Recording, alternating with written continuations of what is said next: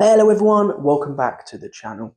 Now guys, if you've been following me on this journey with this MacBook Pro 2011, then you'll know everything that we have gone through so far in getting to this stage. Now, in this video, I'm going to be looking back at this MacBook Pro and answering the question, can it actually be used now going into 2025, 13 years after its release? This is a late 2011, so we would have just passed the 13 years. And can it be used now in this day and age?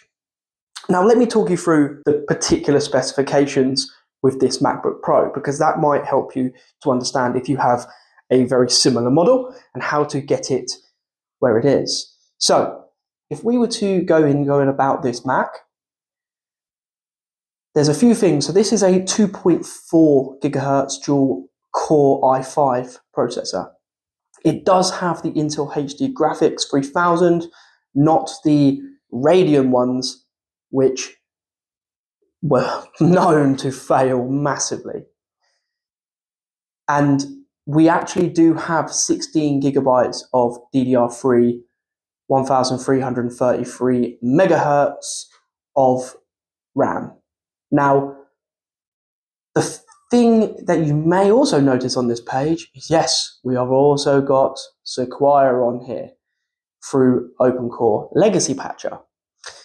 Now, one of the things that I would probably say is that if you do not upgrade your RAM to at least 16 gigabytes on this model, then you potentially will struggle, as it is quite labor intensive. Sequire is obviously the most recent Mac OS, and which is why it is probably the most tasking thing of this computer. So the 16 gigabyte RAM is definitely needed. However, Mac in general, even with the new softwares, have been known to do very, very well with RAM specifications. It's more with the modern processor, you are probably going to have a little bit of a slowdown. But the main question is as I said, is, well, okay, that's all good. You've got Sequire on here. Is it usable? Is this MacBook usable in this day and age? And that is going to be a question that I'm going to give you some answers to. And for each individual person, it's going to be a different answer, because it depends what you need this MacBook for. If you are just searching the net, watching YouTube videos, and typing up documents and just generally searching, you're going to be okay. Okay, it's not quick. This is an older laptop. You know, if I open Safari here, it will take a little while to open, which you can see it has opened here. If I then go on YouTube, it will play videos, and it's not the fastest, but it's also not the slowest. You know, it is, as I said, a 13-year-old laptop. But scroll up and down the page, you can use your gestures. You've got your one-touch click on here as well. It's perfectly doable. And let's just let me just show you what it's like. I'm typing in YouTube again. Let me just show you what it's like to actually play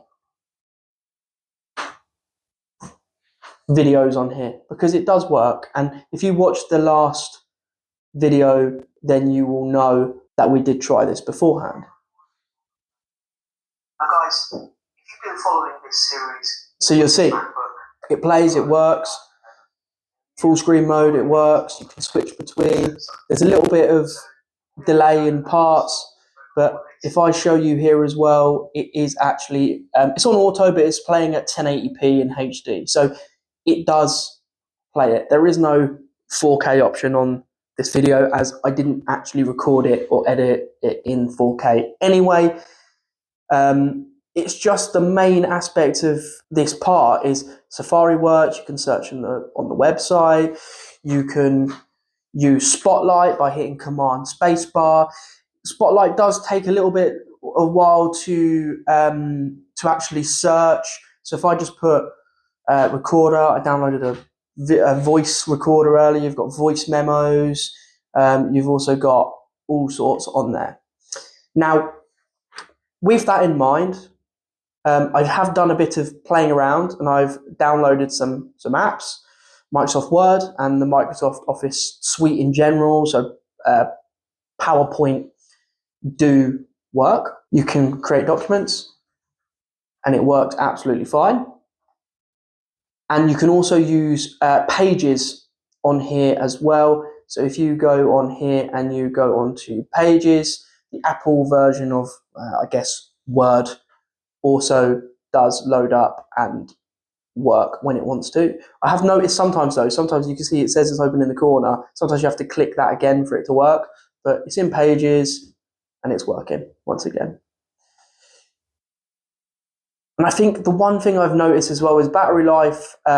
This battery is not new. It's had like 750 cycles on it. So the actual battery itself probably isn't in the best quality, but Sakura, I think, on this laptop does drain the battery a little bit quicker. Not dreadful though. It's still, it's 83% at the moment, and I probably took it off its charger about an hour ago, so it's not too bad at all. Now, in terms of if you, as I said, in terms of your uses and your usage, if you're just going to be using this for surfing the net, watching YouTube videos, writing up documents, doing research, and you're a student, then yes, it's going to be usable. However, these MacBook Pros are extremely heavy compared to their newer versions.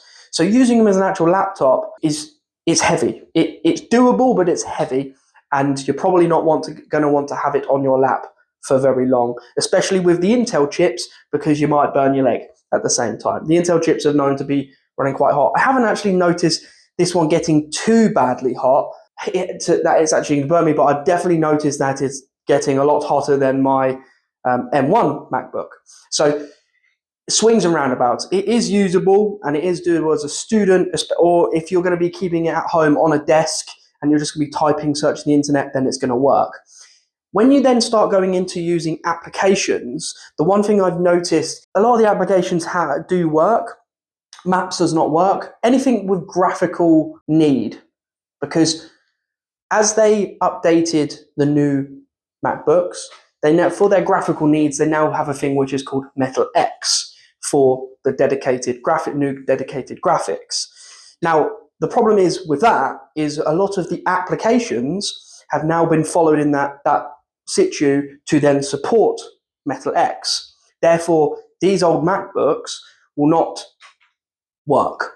So, for example, the maps doesn't display the maps in there. However, Google does not use the Metal X. So Google, if you go on Google directly on the actual website itself, you could then still use Safari, go on Google Maps, etc., and go from there.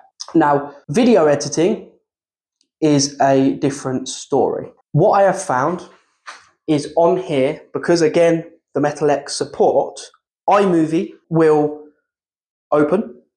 Oh, by the way, this is just on a white screen because I haven't actually selected an internet page. But I think the main aspect is with iMovie, you can open it. So if you're on the launch pad, you can open it and you can start dragging in files and importing files. However, when you do pull in one of these files, it plays the audio.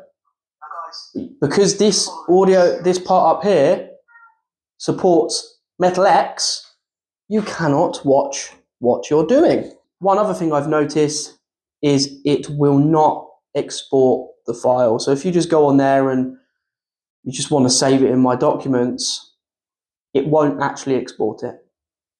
And it won't be here. It just won't appear. DaVinci Resolve, you download it, but then it just does not open.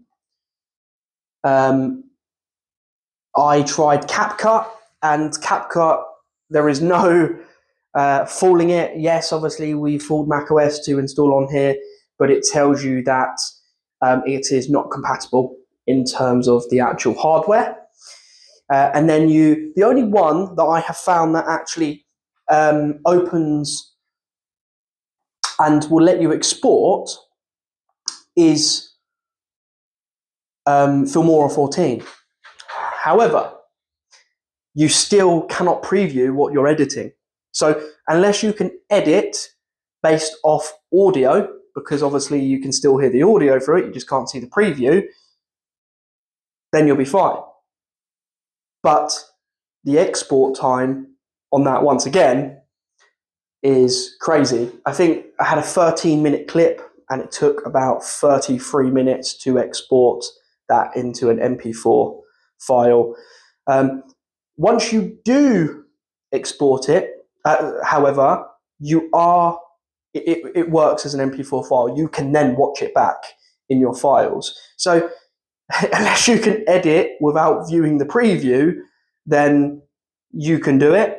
This is not going to be for someone that is going to want to do video editing. And you may find some problems as well with compatibility with other apps as you download them. Obviously, it's impossible for me to try every single application. I was trying to focus on, if you were going to get a MacBook Pro, what would be the main things you'd do? And a lot of that is, especially with older ones, surfing the net, watching YouTube videos, typing up documents, etc. I think the main aspect is video editing is just not going to be possible on it. It's going to be extremely difficult unless you can download an older version of those applications. However, MetaX now has been around for some time. So again, this is using Sequire. Some people said they've had more or better performance with like Monterey or Monterey, whatever you want to call it or pronounce it. And Sonoma, again, works slightly better than Sequire. However, again, you then run the risk of, in a couple of years' time, security updates, again, for Monterey probably have already stopped. And Sonoma, again, will probably be stopping in the next couple of years for security updates. So you can't update the MacBook, but they will still, Sonoma will still receive security updates for internet and Safari, etc. However, what I've not tried is video editing on those aspects. We probably still run into the same thing because, again, MetaX. So I will try and downgrade it and back into Sonoma or Monterey, see if we can do any video editing there, and then we can advise again on if a video editing is a massive thing for you. Let me know in the comments below and I will do some more digging. And again, the installers take a long time to download, etc. So it's going to take me a while to do it. However, I'm happy to do it in the name of this channel and finding out for you guys so you don't have to. As I said, this is a test MacBook, which I bought specifically for this. So if it does brick for whatever reason and I break it, it's not the end of the world. So guys, look, in this day and age, in terms of a summary, if you're looking for a MacBook which you want to run the latest iOS, but you don't have the biggest of budgets, I bought this MacBook in fully working order. The only thing that was reported was a dodgy trackpad. However, the trackpad was just from a bit of knowledge from another video that I watched, the trackpad wasn't working due to crumbs and bits and pieces that had got stuck under the screws. As soon as I loosened it out and adjusted the screws, it was working absolutely fine again. So this MacBook cost me £60 on eBay.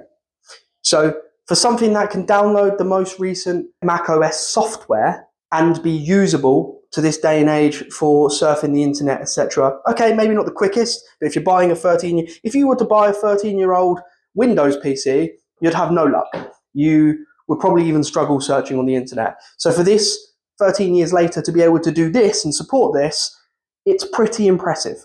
If you can cope with not video editing and cope with the graphical parts of the applications, and you're not really going to use many applications, the main thing is you're going to be using it for, as I said, typing documents and searching the internet, then definitely this is something for a budget, for maybe potentially for a student or something to sit on your desk where you're just going to be typing away and doing research.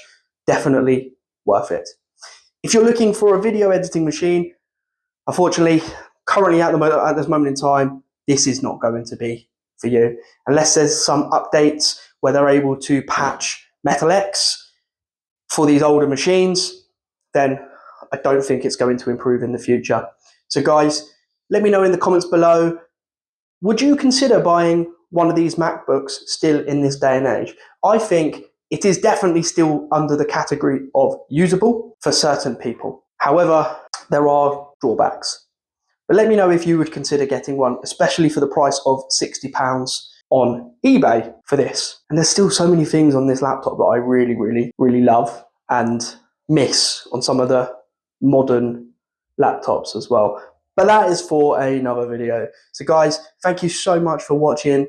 Please hit that like button and please do hit that subscribe button to follow us for more videos. There are still a few more videos to come out on this laptop as well, but I do have some more exciting videos. I have some more tech on the way to review and have a look at. So hit that subscribe button and watch out for those next videos. Let me know as well, do you like these MacBooks? Is there anything else that you would like me to cover in particular on this one? Or maybe there's another MacBook which you would like me to review. For example, some of the 2015 ones, a lot of people do rave about them. Would you like me to get my hands on one of them and put that to the test at the same time? Let me know in the comments. Thank you so much, guys, and I will catch you in the next one.